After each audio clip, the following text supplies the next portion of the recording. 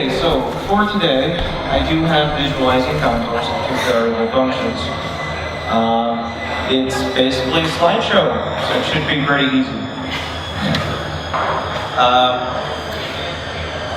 I suspect that you all know what a function is. You've got some y and some x, some y of x, and some expression involving x. And they can come in the form of a single variable function, where you do have that y of x is equal to some expression of x, or they could come in the form of a two-variable expression or function, where you have some f of xy equal to some expression involving both x and y. Now all of these things ultimately are kind of analogous. They all kind of do the same thing, and you can translate between them as much as you want, more or less. So, in my use case here, what I'm working with is functions of two variables, so f's of x, y's, that are equal to some expression involving both of those variables. Hopefully, it could involve just one of the two, but we'll see about that. So, if you do have a graph, it's a 2D space. You can put your x value on one of the axes and your y on the other axis. And you want to go through every single possible x and y value that you can pass into your function and get that output value and then plot it somehow. This can be done using a contour map where we draw lines for certain values, or it can be done in the form of a complete full map of the one shown here, where we assign a color to each value and plot it appropriately. So this specific example is actually x plus y. That's what that is. Now I'll talk a little bit more about why the colors are like that as we look at the next function, which is missing.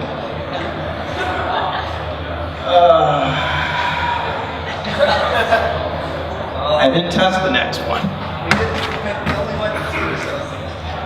Okay, we're going to skip subtraction. It turns out that subtraction looks identical to addition, but it's flipped. Okay, so, but back to addition actually, because this one's useful.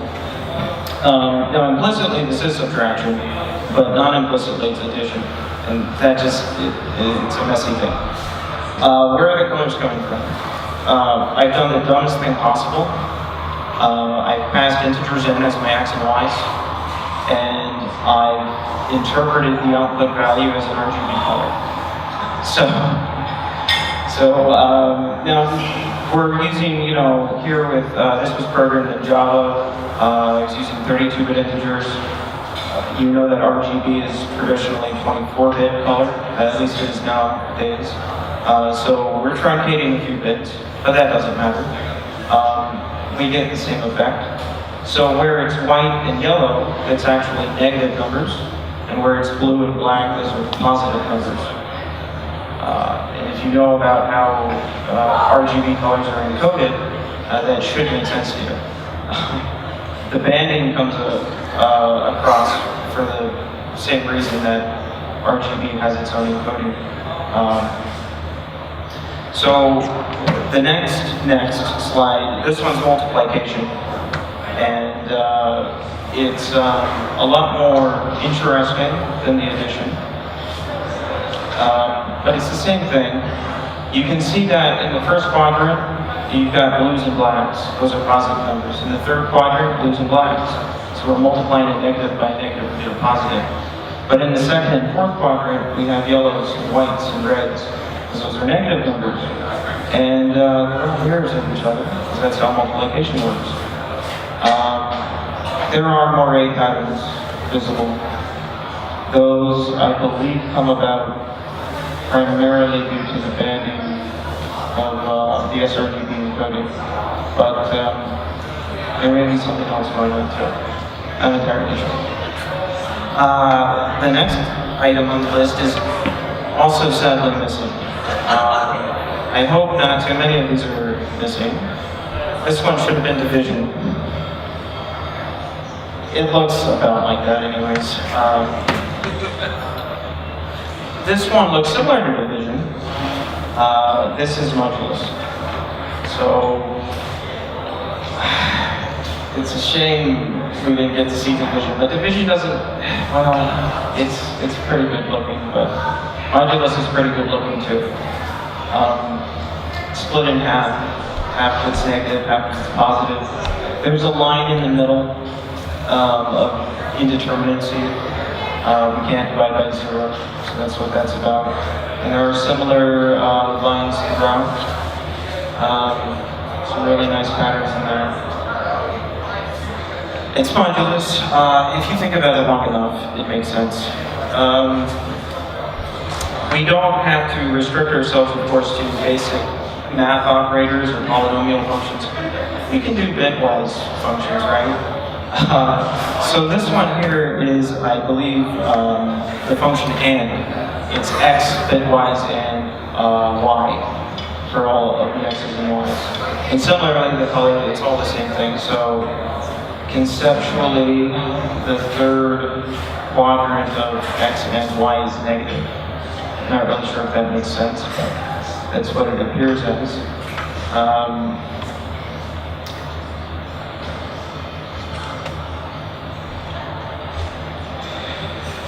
Our next function here is or, the disjunction. It's very similar to the and, but everything's kind of backwards. And if you know what the truth table looks like, this kind of matches that. The next thing here would be, I think that's the next thing. Oh, hang on. Yeah, so this one's implication. This is x implies y. And it looks very, very similar to the x or y. Again, it comes back to the truth table. The image just kind of matches up. And it's very pretty. There's a lot of cool patterns here. Kind of a recursive fractal thing going on. And it's more apparent in the next item, which is exclusive OR. And the thing about the conjunction, disjunction, implication, and converse implication, and all of those, is that they're asymmetrical. But exclusive OR, very symmetrical and very pretty.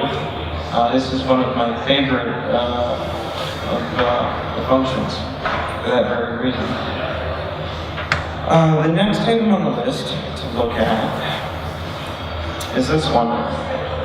And this is, it kind of looks like the x plus y, but it doesn't have the slope, so it's going in one direction.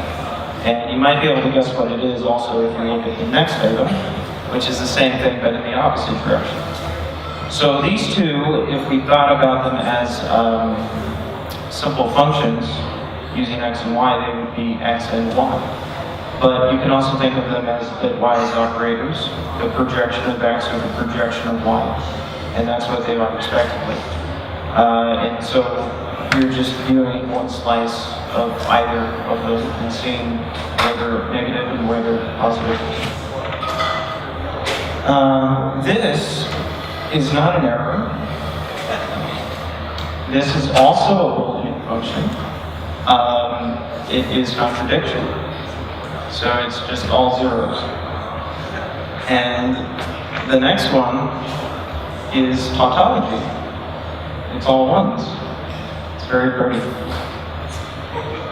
Now, let's see here. Integers are fun. Let's continue with integers here.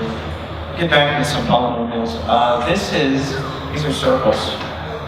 And they really are. So the formula for this, the expression is x squared plus y squared. And we all know that's the implicit form of a circle. So x squared plus y squared equals radius squared. Well, we're looking at every possible radius. And we're drafting every circle. And what's really cool about this one is there are circles inside of the circles. There's a whole grid of circles happening. Pretty cool. Don't have full explanations for all of these effects, but these are circles. This is not a circle, but it's the next step up. So we had x squared plus y squared. This is x cubed plus y cubed. Looks completely different, but there it is. And actually, if we moved into those, we might have. Never mind. But yeah, you can see the cubic nature of this. It's cubic in two directions, but there's definitely a kind of cubic form to it. This one is kind of like division, what you would have seen for the division. In this particular item is x squared over y squared. X squared over y squared. So we have symmetry of powers of polynomials, and one of them is inverse, right? So that leads into the next item, which is x cubed over y squared. So now we're kind of breaking the symmetry. We're pulling that previous thing apart into this crazy structure. Before it had symmetric sign. Now most of half of it is negative and the other half is positive, and then there's this bit in the middle that's not well defined. And it just kind of, I don't know, I just like the way it looks. That might have been the same thing. But this item here, I believe this is x squared over y cubed. So, not too interesting, but kind of. But this one, now this is almost just like division, regular division, plain division, and this is x cubed over y cubed. And I think that makes sense because in the x squared over y squared, it was all blue. So everything was positive. But x cubed over y cubed, we've got odd powers and they're symmetrical. So we get this kind of pattern. And you would have seen something just like this with the division. It looks almost like this, just a little squished. So I think these two things are comparable. And then you get into some really crazy stuff. This is more asymmetry. So this is x to the fourth over y cubed, which is fantastic. It looks like the other one, except all the negative is on the same side and all the positives on the same side, except it flips faster and faster and faster and faster and faster and faster, and it just continues on like that. But this one really boggles me. And this is x to the fourth over y to the fourth. So this is another one of those symmetric ones, and it's even powers. We've got even powers. If you type that into Wolfram Alpha, they only show you the center part. They only show you like where it's just blue. And initially when I was rendering these, I was just looking at that center part. I was zoomed in, and then I zoomed down. I was like, whoa, what is this? And I'm still not sure. I don't know if this is some just weird artifact of what I'm doing with the program, or if this is representative of the function itself mathematically. If it is, then it warrants some additional thought because there are square lines in the display here. But maybe that makes sense. I'm not entirely sure. A lot of this could be some, how do you put it,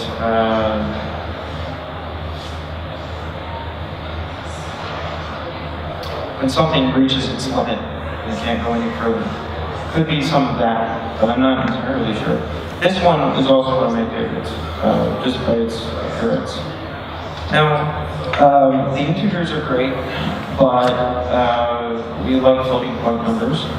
And trying to find a very cheap and quick and easy way of representing those in a systematic and similar fashion is easy enough too. Because all I did here, this is a floating point, we're using floating point numbers now. But all I've done is looked at the raw bits of the IEEE encoding and then converted it to a 24-bit sRGB color. So pretty much the same thing. And the main difference is if you are using doubles, you've got 64 bits of total information, roughly. And casting that to a 24-bit integer truncates all sorts of stuff. Truncates the sign bit, truncates the exponent, most of it, I think. If you're using 16-bit floats, it might work a little better. You retain basically everything, but we don't really have. So I think in these examples I'm using 32-bit floats. Java, I don't think has 16-bit floats, so.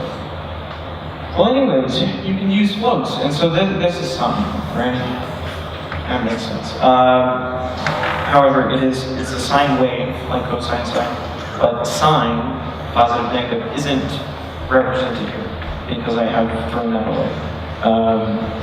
Some future work will probably put that back in. This is a much more complicated trigonometry thing. I call this one Sploom, but its actual formula is sine of x squared plus y squared minus cosine of x times y. And it makes a shape. It's kind of neat.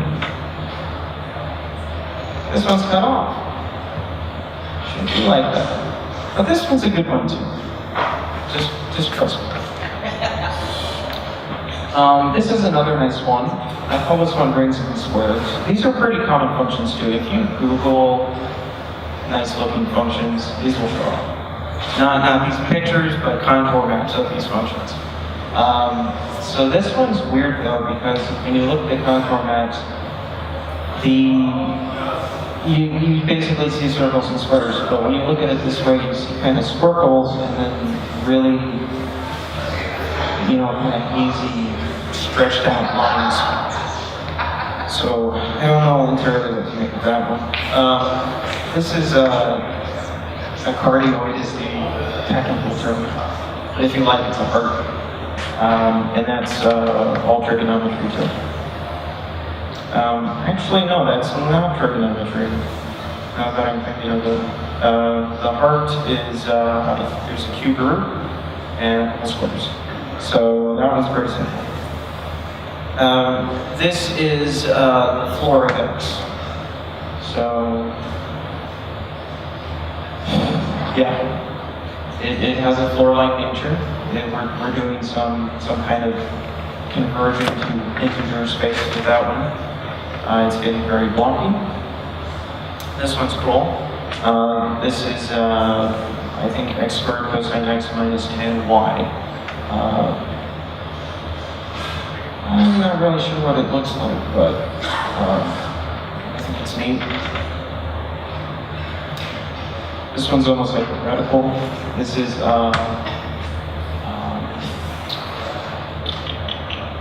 what is it, hyperbolic tangent of x of something.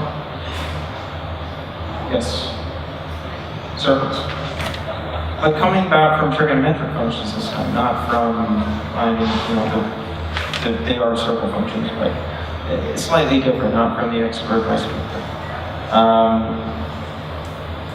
This is division, but in the floats. So with the integer division, it looks, you've got some white, you've got some blue. You don't see too much in the contours, but looking at IEEE floats, casting them to colors, we get this image. And it's, I think it does justice to what division is. There is a center line, but the middle line is indeterminacy. That's just black. And then this one is, I think this is x to the y, maybe. I'm not sure. It's cool though. It has a red bit and a black bit, and kind of swap. And then there's this random gibberish stuff in the middle. And this one's similar, but this is actually e to the x. On this image and the previous image, I believe the dark red area is not a number, if I'm not mistaken.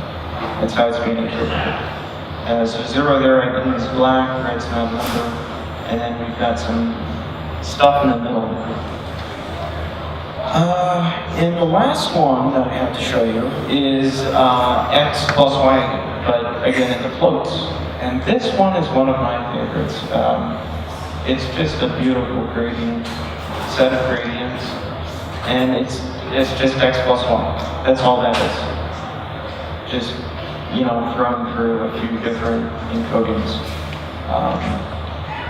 Yeah, that's all I got.